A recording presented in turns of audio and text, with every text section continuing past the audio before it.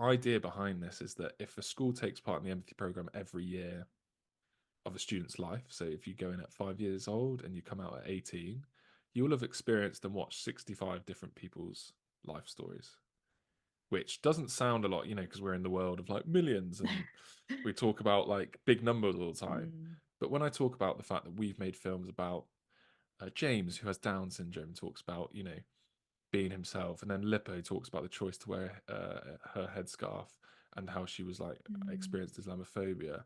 We've got Danny, who's a chef in Mexico, who talks about sustainability, and you literally see her pull like cabbages out of the earth, but then also talks about the fact she's got an eating disorder, which obviously is only in the older version of Mm. films.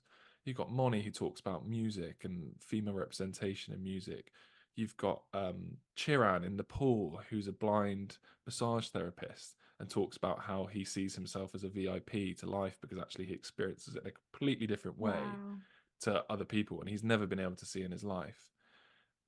Like I think I've just named 6 people. Imagine 65. Mm. I mean, we're on like Beautiful. versions 25 by now. And don't get me wrong, the best experience would be your children, your students meet them in real life Yeah. and get to see that. But we can't fly out. Maybe one year, one day we have Empathy Week Airlines, or Empathy Program Airlines, and we fly loads of kids out. But film, that's what comes back to what I said at the start. Film is Yeah. just, you can get from 0 to 100 in 2 minutes. So if you want a deep conversation about something, Mm. and what we've learned over the years of running this program is that students then have one of two things. They either see a little bit of themselves in the person and therefore have the confidence to say, oh, I've experienced a bit of that. I've experienced microaggressions. I've experienced a bit of racism. Or my brother's got Down syndrome. Mm. And then what happens is all the students start listening to the kids. And it's not even about the film anymore. It's about the other students. Or the teacher starts to talk about it. It's life. It's being human. Yeah. It's understanding each other. And then that means 2 weeks down the line, when something happens in class, you'd speak up for that child that's being bullied or being, because that's not cool, because actually I know more about that person Mm. and I know what they've been through.